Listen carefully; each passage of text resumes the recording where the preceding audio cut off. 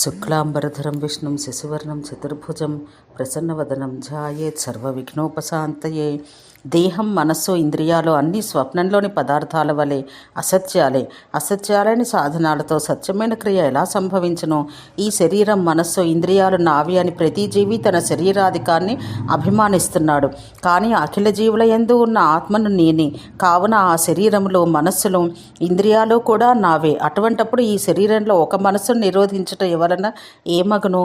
ఇక్కడ దీనిని నేను నిరోధించినా ఇతర జీవుల్లో ఉన్న మనసులు నిరోధించబడటం లేదు కదా. మరి అవన్నీ నా మనసులే. చైతన్య రూపుడన్నై అఖిల జీవులలో వ్యాపించి ఉన్న నాయందు నిరోధములైన మనసులు, అనిరోధములైన మనసులు అన్నీ భాషిస్తూనే ఉండును.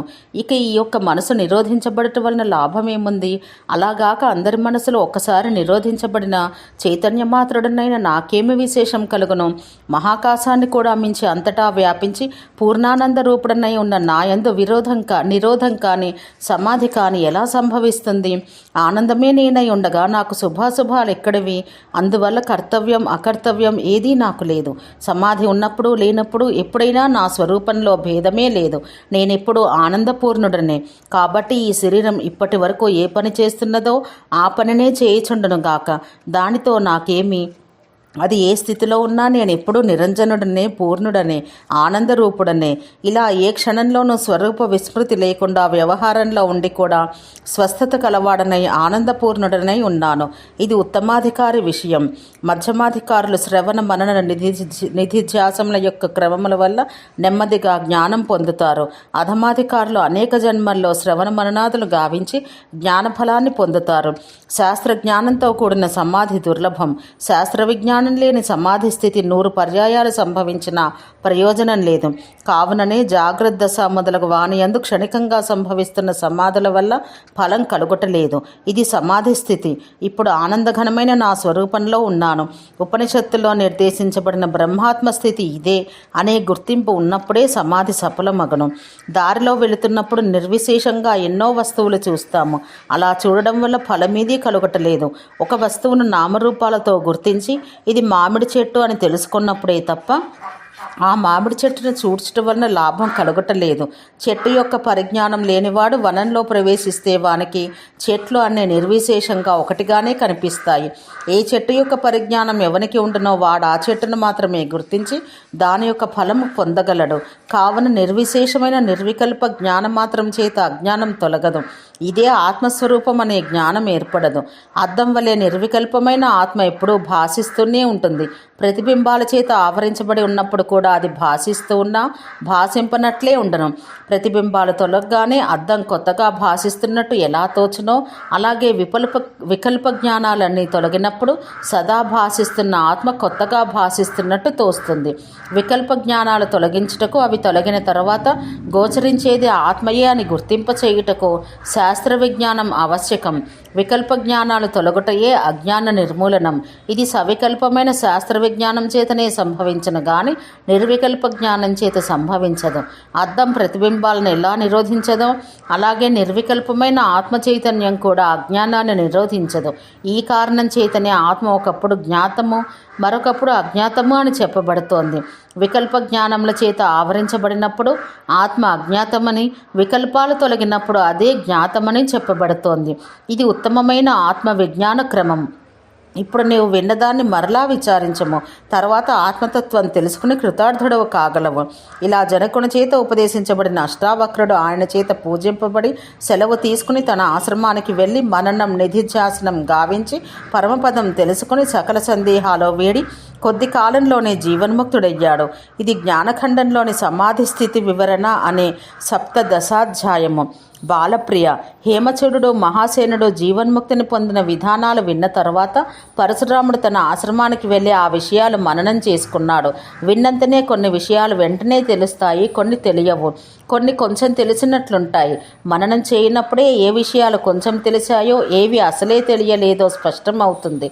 విన్న వెంటనే తెలిసినవి కూడా కొత్తగా మనసుకు గోచరించినే కానీ నిశ్చితంగా మనసుకు పట్టవు.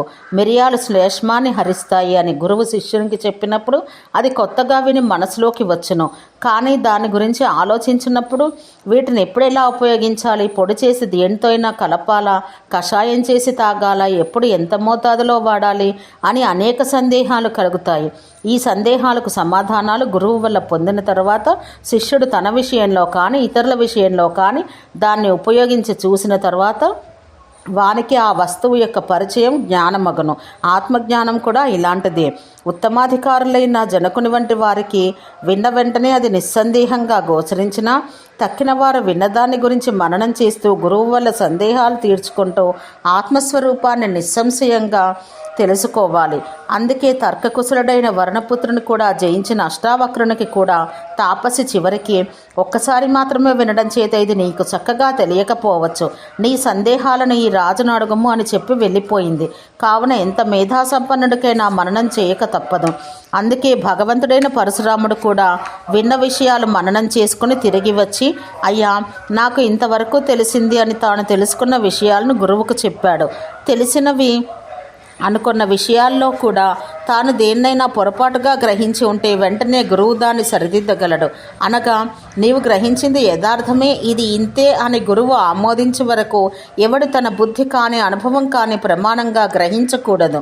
తాపసి అడిగిన ప్రశ్నకు సమాధానం తెలియలేదని తోచగానే అష్టావక్రుడు గర్వం వీడి వినయంతో, అమ్మ నీవు అడిగిన ప్రశ్నకు నాకు సమాధానం తెలియదు, నేను నీకు శిష్యుడినవుతున్నాను, అది ఎలా నిరూపించబడిందో చెప్పము అని ప్రార్థించాడు. అప్పుడు మహాసభలో తాను ఒక స్త్రీ చేత ఓడిపోయానని కానీ ఆమెకు తాను శిష్యుడు కావలసి వచ్చిందని కానీ అతడు అభిమానపడకుండా వెంటనే ఆమెను ఆశ్రయించాడు. అతనికి అప్పుడు అభిమానం వలన అవమానం కలిగిందనే దుఃఖం, స్త్రీని గురువుగా ఆశ్రయించవలసి వచ్చినందుకు సంకోచం కలగలేదని చెప్పలేము. అయినా ఆత్మను గురించి నిస్సంశయంగా తెలుసుకోవాలనే తీవ్రమైన కోరికతో అతడు సకల సంకోచాలు త్రోసివేసి ఆమెను ప్రార్థించాడు. ఆ శ్రద్ధను గమనించే తాపసి జనకుడు అతనికి బోధించారు. అతనికి ఆ శ్రద్ధయే లేకపోతే ఓటమి కలగగానే అవమాన దుఃఖంతో సభ నుండి నిష్క్రమించి ఉండేవాడు. కానీ అతనికి విద్యా విషయంలో గల శ్రద్ధ అమోఘమైంది. ఆ శ్రద్ధ వల్లనే అతడు కృతార్థుడు కాగలిగాడు. ఈ శ్రద్ధ చేతనే పరశురాముడు కూడా ఎవరేమనుకుంటారో అనే సంకోచం కొంచెం కూడా లేకుండా ఎన్ని పర్యాయాలైనా గురువును ప్రశ్నించి తెలుసుకుంటూనే ఉన్నాడు. కావున గురువును సేవిస్తూ శ్రవణం మననం నిధిధ్యాసనం కొనసాగిస్తూ ఆత్మజ్ఞానం పొందవలసిందే కానీ దీనికి ఇంకొక మార్గం లేదు. కువ్వలను వలె పౌరాణికుల వలన కుతూహల మాత్రంతో వినట వలన కానీ అడవులకు వెళ్ళి ప్రాణాయామాదులతో నిర్వికల్ప సమాధిని సాధించి తపస్సులు చేయటం వలన కానీ ఆత్మజ్ఞానం కలగదు అనేది స్పష్టం. ఈశ్వరానుగ్రహం కూడా మనకు కొంతవరకే, అనగా సద్గురువును చూపి ఆయన యందు శ్రద్ధ కలిగించే వరకే తోడ్పడుతుంది.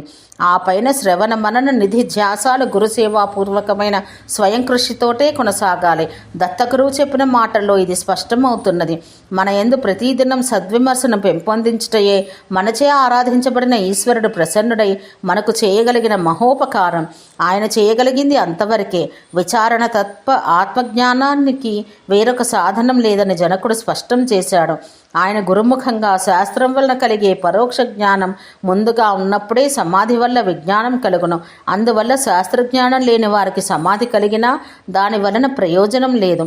శాస్త్రంలో చెప్పబడిన ఆత్మతత్వం, సమాధిలో గోచరించిన ఆత్మస్వరూపం రెండూ ఒక్కటే. శాస్త్రంలో నిర్ణయించబడిన ఆత్మయే నేను, సోహం అని గుర్తించాలి. అలా గుర్తించడాన్ని ప్రత్యభిజ్ఞ అంటారు. దాని చేస్తే సంసారానికి మూలమైన అజ్ఞానం సమస్తం సమాధానాలు చెప్పి సమస్తం నశించును అని చెప్పాడు. అష్టావక్రుడు అడిగిన సందేహాలన్నింటికీ సమాధానాలు చెప్పి ఆయన చివరకు, ఇప్పుడు నీవు విన్నదాన్ని మరలా విచారింపుము, తర్వాత ఆత్మతత్వం తెలుసుకుని కృతార్థుడు కాగలవు అని చెప్పి పంపాడు.